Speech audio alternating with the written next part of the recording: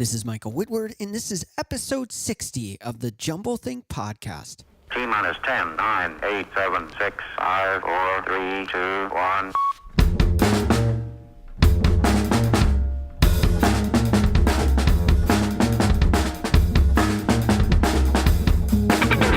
Welcome to the Jumble Think podcast, a podcast focused on telling the stories of dreamers, makers, innovators, and influencers. Along the way, we share some tips and ideas of how you can make your big idea a reality. Today's guest on the podcast is Christie Lindor. More about Christie in a moment. On the podcast on Monday is Dr. Anthony Metivier. He is an author, podcaster, blogger, and a specialist on memory. He has authored over a dozen best-selling books on memory and language learning, and offers incredible online courses tuning your memory so that you can better learn language, name and face recognition, exams and testing, poetry, math and numbers, and dreams. It's a really fun episode. I can't wait for you to check that out this Monday. On Monday's episode, I shared that we have a pretty cool announcement for today. I'm going to be sharing about that in a moment. But first, don't forget every Friday at Facebook and at Instagram on our accounts, you can check out One Tip Friday, where we give you a tip and an idea of how you can make your big idea a reality. Make sure to swing on over to our Facebook and Instagram page on Friday to check that out. Now let's jump into today's episode.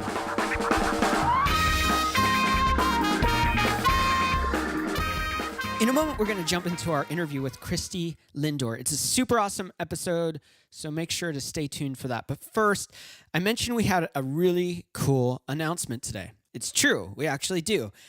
We are trying out a new tool because we want to connect with our audience more and more. We want to hear your thoughts and feedback on the episodes. If you head on over to jumblethink.com/anchor, you can learn more about our anchor.fm account, where we're doing these micro podcasts called the B-side. The B-side is where I share some ideas and tips about how you can chase your dream. It's much deeper. We go into topics like identity and community and purpose and diversity and so much more. One of the cool things about Anchor is it allows us to do so much more, where we can post a short little episode and you can interact with it by doing a call-in through the app. It's super easy to do. And we're going to cover that at jumblethink.com/anchor. You can check out where you can sign up for that, where you can follow us on Anchor FM, and how this whole thing's going to work. So here's the basic gist of it. The Jumble Think podcast airs on every Monday and Thursday. On Tuesdays and on Fridays, over at Anchor FM, we're going to do an after-show conversation where I'm going to bring up some topics that were covered in the episode, and I'm going to let you call in and give your thoughts and opinions on those topics. One of our great guests in the past said that innovation happens in community, and it also happens in diversity. So here's the deal. We want to open up this conversation so that we can go deeper into the ideas that you have, deeper into the feedback of what you got out of an episode and how it's impacted you, or maybe your thoughts on where you disagreed with an episode and the insights you have. The more we share, the more we interact as a community, the better it is for all of us.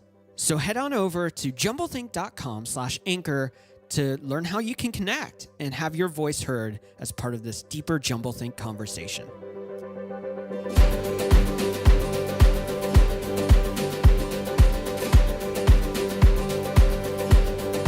I am super excited about today's guest. Her name is Christie Lindor. She is a management consultant, blogger, author, podcaster, and speaker. Recently, she wrote a book called the MECE Muse 100 Plus Selected Practices, Unwritten Rules, and Habits of Great Consultants.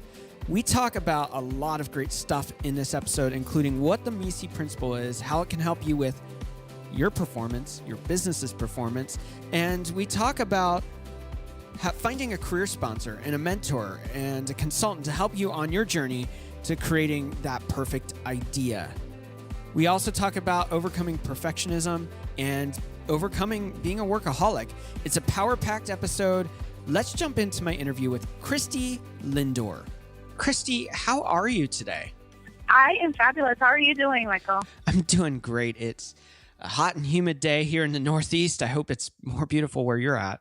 Yeah, it's actually a little rainy. It's a little rainy, but it's all good. It's still summer. I like the weather, so That's awesome. Well, we're going to talk a little bit about what you're doing. You do management consulting, blogging, you're an author, you're a podcaster, you're a speaker. You have a really good book and a podcast. But first, can you tell us a little bit about your story and how you got to where you are today? Yeah, I sure can, and thank you for the time.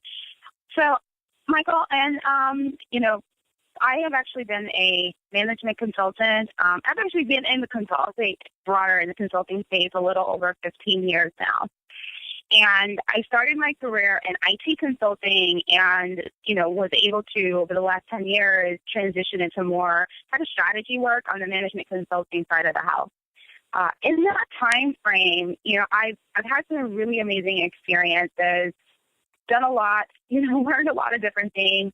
And, what I've learned is that, being in consulting, it's more than just being ambitious and smart. You have to have you gotta have the right types of skills and have the right types of relationships to really be successful. And when I was in my earlier parts of my career, I didn't really have a lot of mentors. I didn't really have what I call mental maps of success. I knew that for the work that I was doing, I knew this is the profession that I wanted to be in, but it was really hard to really make some of those connections. I come from more humble beginnings, Michael. I'm first generation American, first college graduate of my family. I'm the oldest, of my siblings. And so I didn't really have a lot of different resources or access to information. And when I was coming up, my earlier part of my career, it was before Google and all the world we live in today. Right. And, when I think about, that time in my life, I really struggled. I really struggled not having kind of the right types of mentors. And I worked really, really hard. And I never know why I really couldn't crack it. I couldn't crack the secret. I couldn't make certain strides that I saw some of my peers were doing. And I remember I just made a decision. I couldn't, like I said, I couldn't find any types of mentors. There was hardly any women in my field in the type of work I was doing. There was hardly any people of color. And I just made a decision that, I'm going to be successful in this work. I didn't know how I was going to make the switch from, at the time doing IT consulting. I wanted to do strategy consulting. I didn't come from a big, top 10 school Right. or Ivy League background or anything, but I said that's what I wanted to do. And, it took for me to make that decision. And I said, I'm going to just have to be my own mentor. And, it's funny when you don't have certain resources, how creative you become. Yeah. And so I just got really focused. And like I said, being my own mentor, really just meant, I had to take accountability for my life and my career and what my dreams were. And even if I didn't have the answers, I was going to figure it out. And like I said, in terms of that creativity, one of the first things I did, and I didn't know this was a tactic before, but one of the first things I did to begin that shift, I read a lot. I really leaned towards a lot of the people that are, out with the celebrity, folks out there that are doing really well. So I looked at what Oprah Winfrey was doing, Right. Tony Robbins. I looked at a whole host of different people that I actually call them my mentors. And, I just really got really steep in their philosophies and their ways of being and learned and modeled success. And in that time frame, I was able to start to make the transition. It took a lot, lots of nights and weekends, lots of pro bono, lots of training, but I was able to make it. And, fast forward now, Michael, I'm about 15 years in. I'm in a really, really good state, really successful. I had decided about 5 years ago that given where I've kind of come full circle, I'm doing exactly the work I love doing, doing exactly what I thought I would be doing. I said, I need to start paying this forward. I need to really start helping other young consultants figure it out, and I really need to become the mentor that I wish I had. Yeah. And when I made that decision, again, I just kind of started reaching out and just kind of, really being kind of that mentor guide. And over the time, I started to amass a large amount of like mentees, like, and then I'd have mentees like from other firms calling me or other people referring me to other people. And then it got to a point, Michael, like I had to figure out how to scale all these relationships because I was running out of time. Like, Yeah. my day job, I still had my own things, but I had so many people, even to this day, like at least 2 to 3 different people from wherever reach out to me looking for mentorship. And when I saw that starting to happen, I said, I need to figure out how to scale this. How am I going to scale this mentorship? And so that was really where the birth of the idea of a book came up. I started writing. I didn't know what the angle or the topic specifically, but I just started, all the advice I was giving people over the years, I started to just document that. I started to document like, defining moments in my career. And that was actually how the book came about. And that's actually how now the podcast that I have came about, was really through this mentoring. So it's been an amazing ride, Michael. That's really cool. Well, let's dive a little bit more into the whole mentoring consulting aspect of what you're doing. I watched a great Vimeo video that you had shared online where you talked about career sponsors. You talked about you were watching all of these people being promoted and you're looking at it going, but I've worked hard. I've done all this stuff. Why am I not seeing the forward motion that other people are finding? In your journey, as you discovered this whole career sponsor role that most people aren't aware of, how do those things help unlock you? How does a mentor or a coach help unlock a person in their journey in forward motion in a career or in life or whatever that looks like? Yeah. So, when I think about like a coach or an advisor, or if it's a sponsor, a mentor, anyone that kind of plays that role, I think of it as, if I take it to like a sport, Yeah. And you take it, let's take like, one of the biggest, any of the biggest sports athletes you think of. And when you think about like who are the people around them, there typically is a coach. There is a mentor. There is someone that is, that's always by them ringside, or if it's, on the court or whatever it is, there's always somebody there that's with them, that's really pushing them, that's really, that sees and provides kind of objective opinions, to really, and really has that person's best interest in mind. It doesn't matter how phenomenal or amazing the athlete is. If you look, every single athlete out there, every uber athlete, doesn't matter how amazing they are, they have those types of people on their side. And that's no different. If you think about that analogy, that's no different than whether it's a consulting career or, it's legal or medical, whatever career people are in, you need to have, you need to find those people that are like looking out for you. Either they've done the task, or they've been around that environment, or they understand the game. They understand what it takes to succeed. Because again, it's more than being smart. It's more than being ambitious. It's more than being hardworking. You really have to have, people that's on your side to really help you through that. And, different people play different roles, but I think that's something, if you're new in a career, start picking those people out early.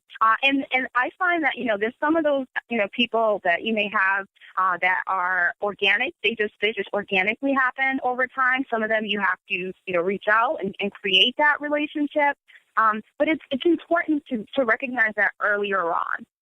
That's really, really good. And what are some ways people can find that coach or mentor that's right for them, right for what they're doing, whether an athlete or whether they're a business executive wanting to go further in the career path to becoming a senior executive?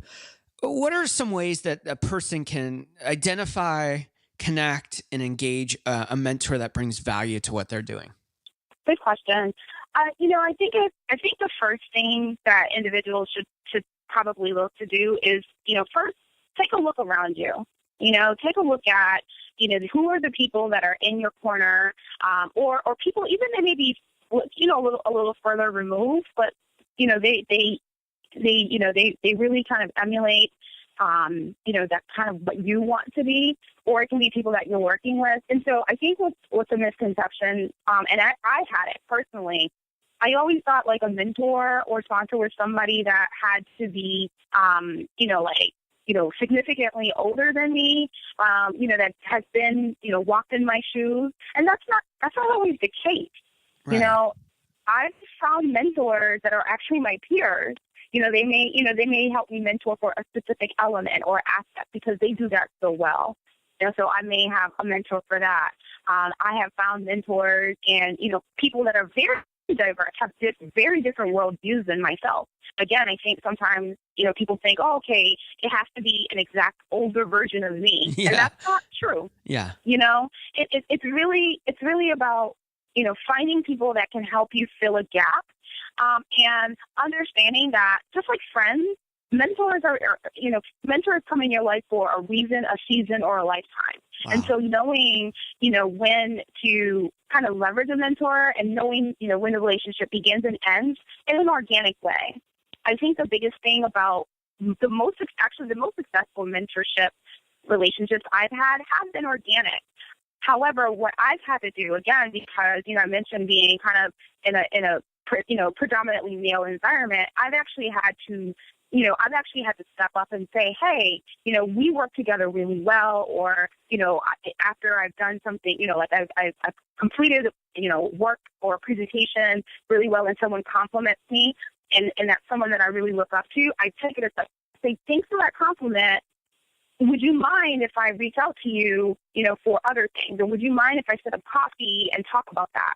And so I had to begin to shift instead of waiting for people to come to me, which I was doing before. I had to start to shift and say, like, hey, can you help me out? Because I think sometimes people don't realize, that you may need mentorship. So you have to kind of ask for it, but ask for it in a way that you've earned the right to do so. If that makes sense. Yeah, that's really good. I think it's so easy sometimes to watch other people getting these mentors, or seeing them connect with people that you look up to, and you go, well, why are they selected? And sometimes it's for the simple reason that they're the ones that reached out. And it's so easy to, you don't want to infringe on that person that you look up to. You don't want to infringe on, like, you don't want to come off pushy or something like that and go, hey, I want to be mentored by you. But a lot of those people, they don't have the time to stop and just go, oh, I should mentor that person or that person or that person. They're there and they will do those things, but they're not actively looking for people to mentor a lot of times. Right. And I think part of it is, you just hit on it, Michael. The biggest thing is asking. So, now in my career, like I said, in the last 5 years or so, whenever I want something, I ask. If I want a role, if I know that I am, working towards a specific promotion, or I want to work on a certain client, I ask. And that was something I didn't do. And I think this, probably it is more for women, particularly younger women. You tend to kind of wait for people to ask you. You got to go out there and ask. And again, it's about owning your career and being your own mentor first, and really making sure you have that awareness before you really find the right mentors for you. So it is, and it can be a little bit of a back and forth to find the right people. So, when I first started, and I started to apply these different techniques I mentioned, I had like celebrities as virtual virtual mentors. But when I started to reach out, it was a little bit of stop and start. It wasn't like, everyone I reached out to wanted to mentor, had the time to mentor. And I had to realize that that's okay, because you know what? The more I keep, reaching out and asking and finding, the right fit, it's about compatibility. It's a little kind of similar to dating, sometimes depending on, the relationship. So you just kind of keep putting yourself out there. And you know what? If someone says no, thank them for saying no, because you know what? They respect you enough to know how much commitment they have and time they have to just, thank them, say no, and hey, who else do you know that may be a fit? And you know what? I've actually had people say no, before, and then come back and say, hey, I have a little bit more time now. Are you still looking for some help? So just kind of put yourself out there and you'll be surprised. I think the other part of that too, Michael, the more I mentor people, so I go back to being a mentor I wish I had, the more mentees I find in my life that gravitate towards me, the more mentors I then in turn create, for others. And that comes back to me tenfold. Yeah. So just even mentoring others have also helped me, because then they know people that may reach out and they may make an introduction. So it's just a full circle. I think it's, really making sure you've got the right intention, and really making sure that you've got the right kind of step, and being flexible. So it's an amazing type of way to have those relationships with people when you're able to do that. I think that's really, really good. I think so often when, we approach someone, maybe it's someone we look up to, maybe it's somebody that we see that they're where we want to be, or whatever that is, and we put ourselves out to reach out to them. Sometimes it's so easy to, when they say no, think it's a personal thing, like, hey, they've got something against me, or that kind of thing. And it could be simply that they're too busy, or that's just not on their radar of things that are important to them right now. And it's not personal at all. And keep on that journey of reaching out till you find that right fit, till you find that right person. Right. And sometimes in that process, what you thought would have been the perfect fit turns out that there's somebody else that was so much better for you. Right. No, it's so true. So true. Well, let's dive into talking a little bit about your book and your podcast. Your book's called the MECE Muse, 100 plus selected practices, unwritten rules, and habits of great consultants. Your podcast is called the MECE Muse Unplugged. First off, what is the MECE Principle? Yeah, sure. So for those that may not be in consulting or do the type of consulting work that uses that lingo, MECE, it stands for mutually exclusive, collectively exhaustive. Okay. And it's just a term that is kind of thrown around to really help problem solve and really get to the crux of a complex problem. And so, Michael, when clients hire consultants, they typically want them to solve kind of, what's called big hair problems. Yeah. And what we found when we go into organizations is that most of the time people have kind of Band-Aid solutions. They've got patchwork. They're solving the symptom and not always the root.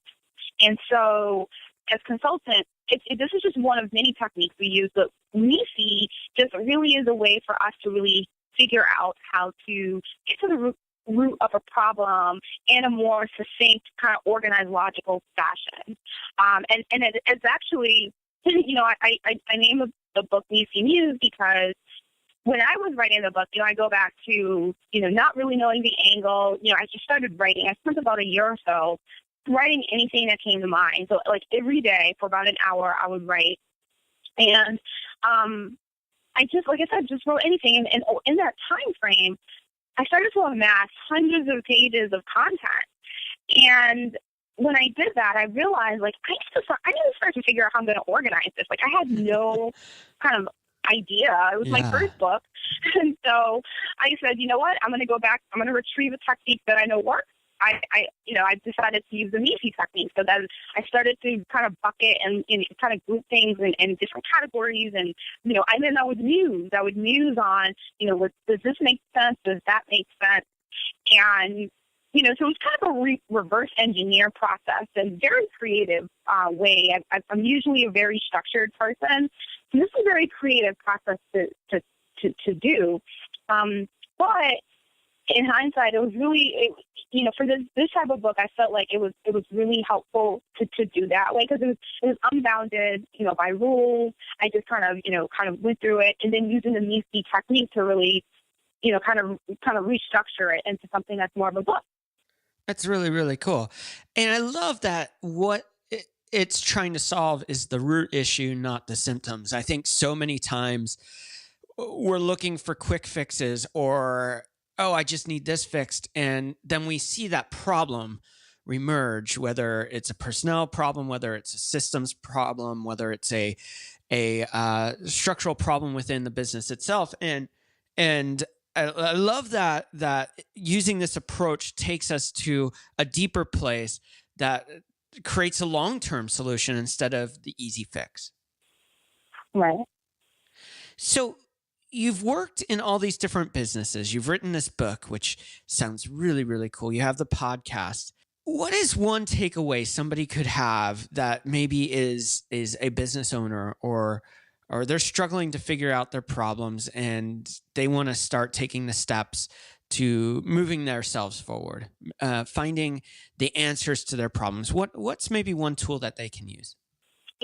I think when individuals are really trying to figure things out, I think sometimes having people with differing opinions or different worldviews can definitely help.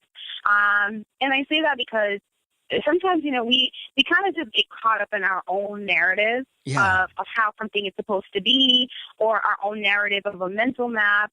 And when we surround ourselves, what I find with a lot of folks, and I think we're all guilty of it, but we surround ourselves with like-minded people. Right. So, when people, you get together and you bounce an idea off of someone that already thinks like you, guess what? You're going to get a very similar kind of, recommendation, or they're just going to validate what you think because they're similar in thought process. So I personally have found the best solutions and connecting with people that think really differently from me, that just has kind of that diversity, because they challenge me in a way that I wouldn't have seen before.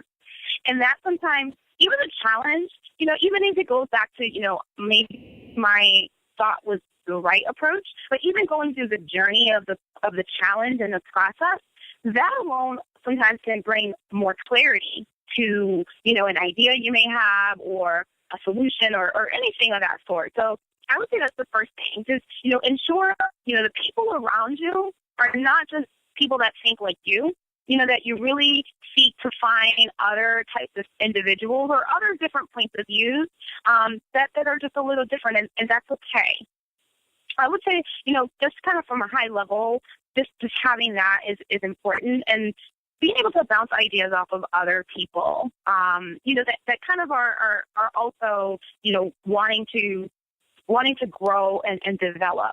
I think, not only having people that think differently, but also having people with the right mindset, because, people sometimes, if you kind of bounce something off of someone that may be more negative, or, they don't have like the right mindset, that can impact the way you think as well, believe it or not. And so I really think surrounding yourself with different people really is one way to really help, you take it to the next level, regardless of a technique or not. Sometimes it's just talking something through and brainstorming it with different minds that really help kind of come up with a more rich solution. Before we dive into our rapid fire questions, I have a couple questions about, you say that you're a reformed perfectionist, a recovering workaholic, and a political junkie, which I love. I think that's awesome. So I have 3 questions, one about each of those areas. The first one is, sure. In the area of perfectionism, I think that's, so many of us can relate to that. We can say, hey, we don't want to release to the world something unless it's perfect, or we're always striving for the best. What have you found in that process of stepping back and maybe accepting that not everything's going to be perfect? What freedoms, what has that released you into? Man, I feel personally, and this is coming from someone that was like, always, it has to be like, 200% perfect. And you have to also have to see it from my lens, Michael, and that, if I'm constantly always the only woman in the room or the only person of color, I felt, my mind was, I had to be like 200% better, because I had to, in my mind, overcome these other barriers. So, that created this perfectionist type of mentality.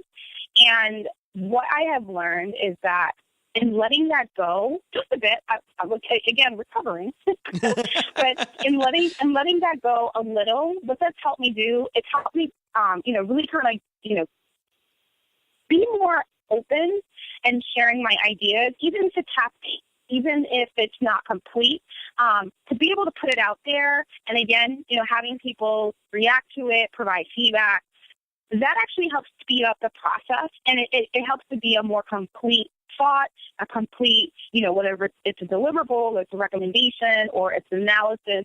It kind of helps speed up the process, because I think when, as a perfectionist, you sometimes get caught up in what I like to call analysis paralysis. Yeah. You can take a little longer, or you're kind of scared to share anything with anyone because you're like, I have to be perfect before I share it. Now I say, okay, if it's, if it's at least 80% there, then I'll share it, and then I know, okay, the last 20% I can iterate with people. So that's one way. That's really, really good. And I think with perfectionism, workaholicness, if that's a word, they go hand in hand, because a lot of perfectionists won't stop till they get it right. How do you balance that place of healthy family and rest, and a place of retreat where you can recharge and energize, and a place of wanting to push deeper into the things you're passionate about and being a workaholic? How do you balance those things and create kind of a more holistic life that engages at different levels? Yeah, that's still a struggle. I'm not going to lie, Michael, to say, oh yeah, I figured out the whole balance thing. And, I have not. It's still a journey for me. I know now what I didn't do before is that I do take time to stop. And I have created kind of like stopgap, so to speak, and I've created ways to delegate, other types of activities in my life that can be done by other people. So I think, again, part of that perfectionist workaholic, I used to feel like I had to do everything myself. And I've just learned that's just impossible, and it's impossible to do everything yourself over 100%. Like, it's just not real. And so I've in delegating, the things that I can delegate, and creating a stopgap. So like, I really try to make sure, like, my weekend, at least, of between Saturday and Sunday, at least one of those days, I really take the time out, and spend time with my family, catch up with my friends. I try to make sure, at least one day during the week, there is a date night for me and my husband. Or, I do create kind of that, try to once a month do a spa day, or, is it perfect? It probably is not. I still probably work too much for some people, or some people's definitions, but it's working for me. And I know it's a journey that I am committed to getting better at.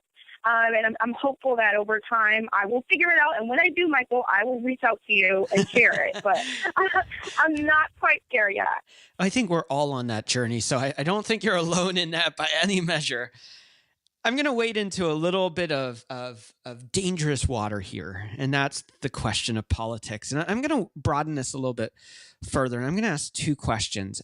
First, how do we find people with opposing views that we can have honest discourse with that isn't, well, let's put it this way. Okay, you and I are very different. You're a black woman, I'm a white male, and we're going to have different worldviews. We're going to have different biases, and all of those things are okay if we can come together and have a conversation, and learn and grow and change and evolve and understand how community and society work in that place of being able to have good dialogue. First off, how can we find people where we can have those dialogues? And second off, how can we have honest discussions where people don't just get so defensive, but really listen and hear with honest ear, and let that message, let those conversations penetrate the heart? Yeah, it's a really great question, Michael. And what I've typically, and again, I'm probably still on this journey as well, but what I've typically found in my experience is that you project and attract what you put out there, right? So, because for me, like, I've come to the conclusion that, guess what? I'm human. I'm irrational. Like, just off that strength, I'm an irrational being, and I know that the way that I'm wired to think are based on the collective sum of my experiences, my education, and what I've been exposed to. And I understand that, when I meet up with you, Michael, or if it's with whomever else, you're going to be wired very differently too.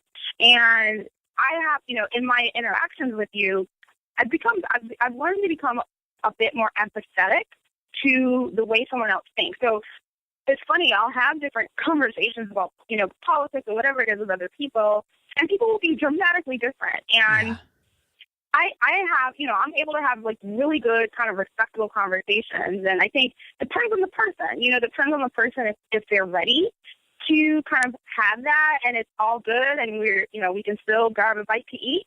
It really depends on them. Yeah. But I noticed that the more empathetic I am, Michael, to other thoughts or different worldviews, and the more I'm willing to sit down and understand, because I think part of empathy is understanding, why does someone have the worldview that they have, and where is it that they're coming from, from what lens. I think if you start to do that, you kind of diffuse the personal, because it's not personal. You know, we may make it to be personal, because guess what? We all have our systems and our beliefs, and we do everything in our power to uphold those existence of those things.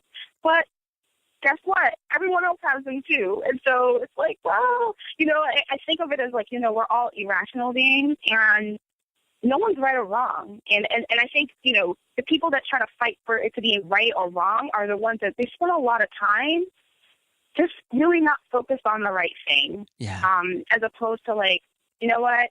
We all may not agree. We can agree to disagree, but can we all kind of have a conversation and evolve, as individuals, and evolve as a society?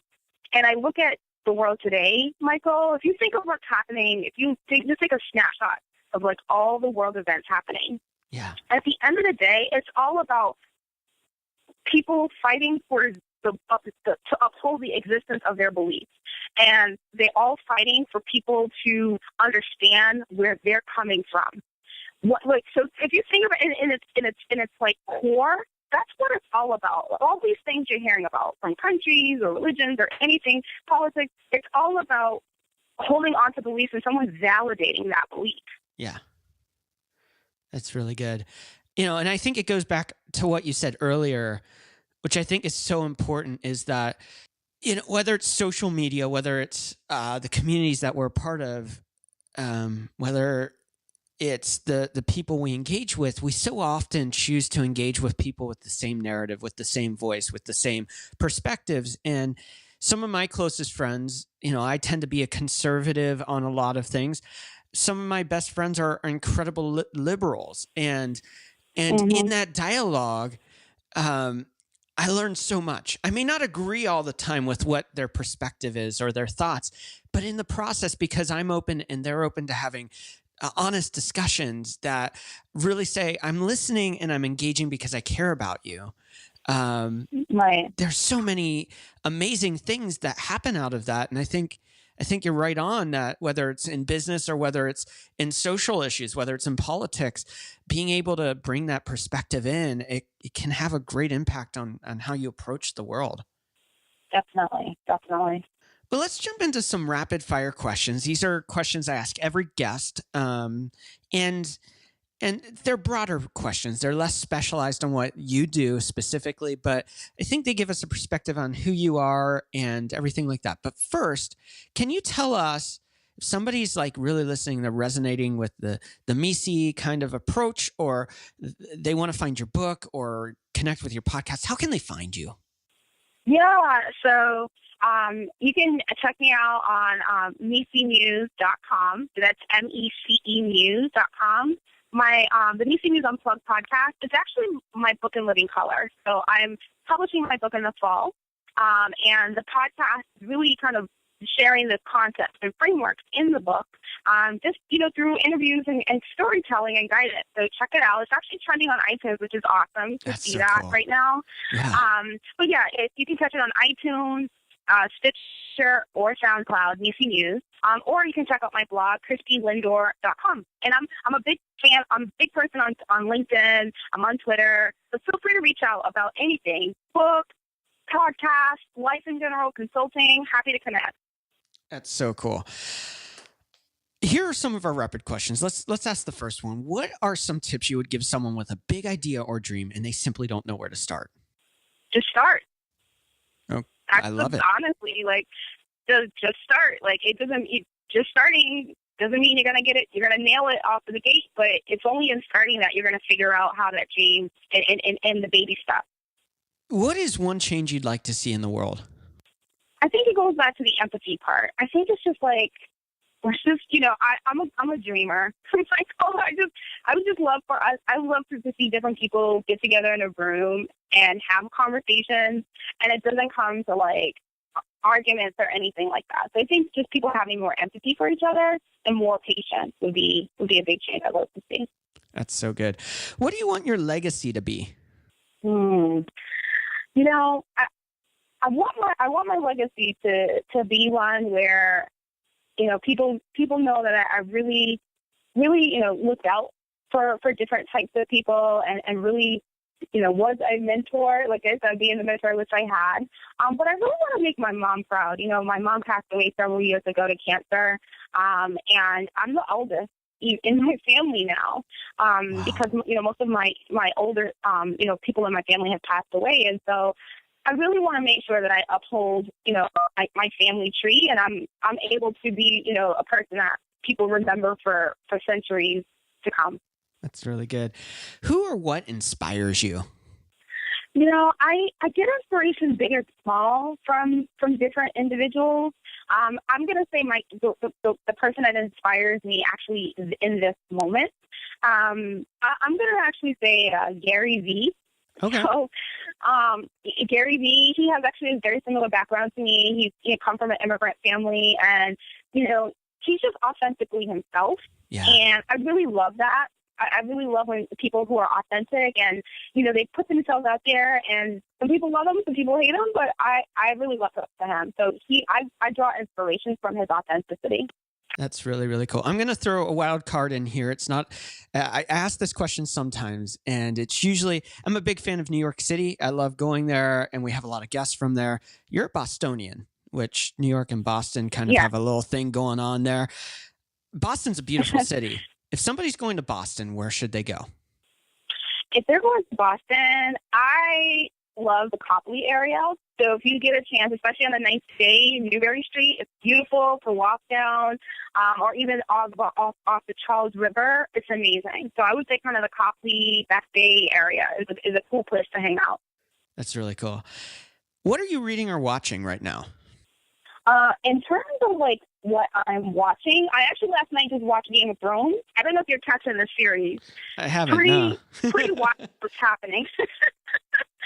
So I say that's kind of what I'm watching. Well, one thing that I am reading these days is actually called The Talent Code.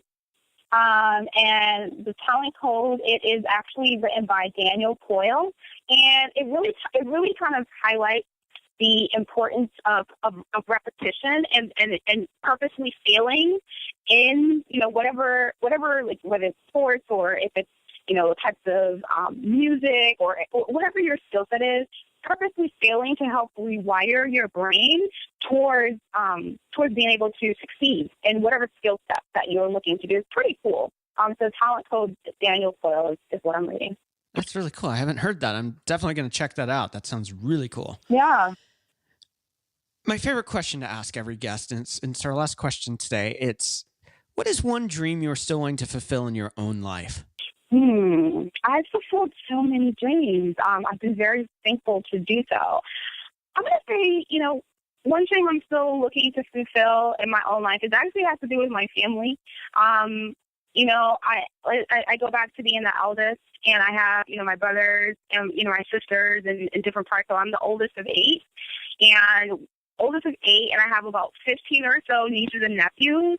And we're still a little scattered in terms of, having like a family reunion.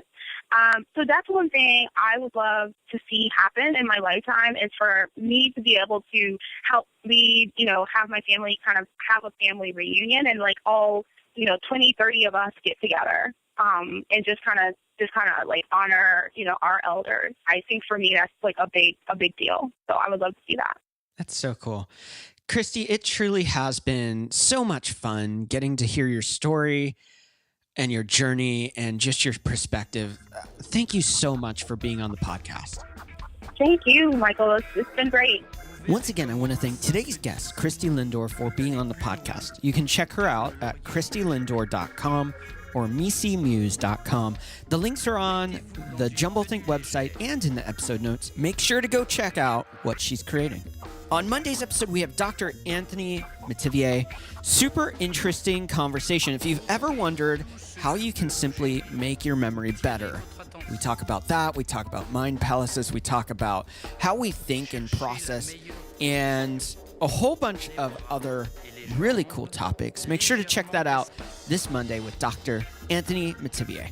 I want to remind you, swing on over to jumblethink.com/anchor to check out our B-Side podcast. Get involved in the conversation. We're going to have some great questions about this episode to continue the conversation and go deeper into the topics we talked about.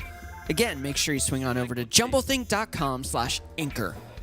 Thanks again for tuning into this episode. I hope it's encouraged you to chase your big idea and dream and create the world you want to live in. Les mères de famille, les enfants, peuvent également prendre un moment revitalisant dans quelques mois, lorsque vous aurez bien saisi la technique et que vous serez maître de votre corps. Vous pourrez vous décontracter même en travaillant.